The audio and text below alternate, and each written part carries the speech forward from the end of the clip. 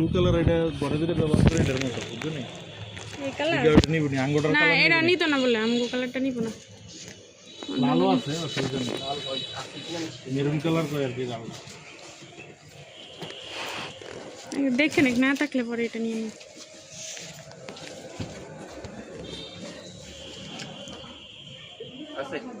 আছে লই এনতে লালটাই দেন